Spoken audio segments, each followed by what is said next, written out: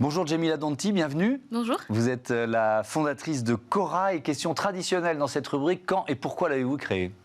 Alors, pour la petite histoire, d'abord, je suis née à Madagascar.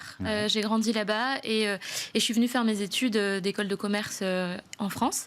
Et en parallèle, en Madagascar, mes parents ont créé plusieurs entreprises parce que c'est des passionnés, notamment des animaux. Ma mère a créé une ferme de corail, notamment, en 2011, avec mon père, dans laquelle on bouturait du corail pour l'exporter. Et en 2020, cette société s'est arrêtée à cause du Covid et aussi à cause du décès brutal de mon père. Et donc, avec mes frères, on a été catapultés au conseil d'administration de ces sociétés-là. Et moi, en parallèle, j'avançais aussi dans mon projet personnel parce que je cherchais du sens dans mon travail. Je voulais faire partie du mouvement positif pour l'environnement. Et c'est comme ça que j'ai eu l'idée de transformer cette ferme de corail en une ferme qui allait plutôt être en faveur de l'environnement.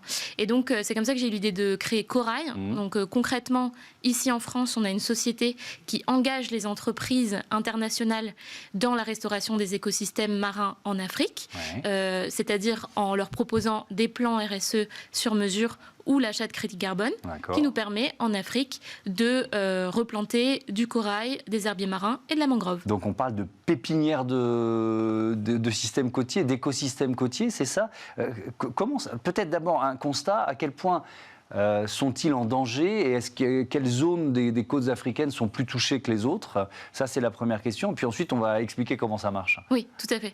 Alors, en fait, les récifs coralliens dans le monde sont en danger. Ça, c'est connu. On a déjà perdu 25% de la population des récifs coralliens dans le monde. Et l'Afrique n'est pas en reste, bien sûr, par rapport à cette situation.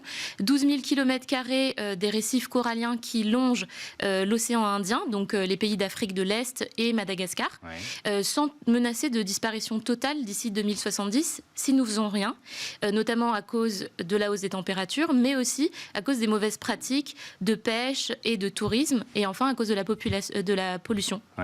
Et ensuite, la deuxième menace pèse aussi sur le reste des écosystèmes qui sont interconnectés, donc les herbiers marins et la mangrove, qui perdent aussi de leur surface chaque année. Alors ces pépinières, comment ça marche ? Vous arrivez avec des boutures de corail ? J'avoue, je n'y connais rien, donc c'est quoi le principe ? Oui, alors c'est exactement ça. Le bouturage, c'est vraiment le bon mot. Donc on parle plutôt de nurserie, puisque le corail est un animal et pas une plante. Par contre, assez particulier, puisqu'il vit en symbiose avec une plante, donc il a aussi les propriétés des plantes. Donc on peut, à partir de ce qu'on appelle un leader corail, donc le casser en plusieurs petits morceaux, et ensuite le faire pousser sur un socle qui va lui permettre de se développer. Et donc on a comme des boutures. Et donc c'est quoi ? C'est une marche à suivre ? C'est un peu standardisé ce que vous proposez ? Oui, alors effectivement, donc on crée un modèle standardisé. C'est là qu'on innove, puisqu'en fait des solutions comme les nôtres, ça existe partout dans le monde. Surtout en Australie, c'est les pionniers bien sûr, et en Asie du Sud-Est. Et nous, ce qu'on propose en fait, c'est un modèle standardisé qui permette d'apporter les nouvelles technologies de bouturage aux zones, aux nurseries dans les pays africains. Donc on va avoir une liste de golden rules à suivre, et donc on applique ces techniques de bouturage. Et donc le modèle économique, vous l'avez un peu évoqué, mais je veux bien qu'on rentre dans le détail, c'est de convaincre des entreprises ici en France ou des entreprises internationales de financer ces programmes, c'est ça ? Exactement. Alors nous, on vise principalement la France et le Royaume-Uni du fait de leur histoire commune avec le continent africain. Et donc on va parler à des entreprises qui ont soit une histoire particulière avec ces pays, soit une volonté ou une volonté de régénérer ces écosystèmes. Et donc, on va co-construire un plan RSE avec eux ou leur vendre des crédits carbone. Puisque quand on replante de la mangrove ou des herbiers marins, on peut émettre des crédits. Donc ça, c'est le produit le plus simple. Le deuxième produit, c'est donc co-construire un plan RSE avec eux pour financer ces programmes de restauration.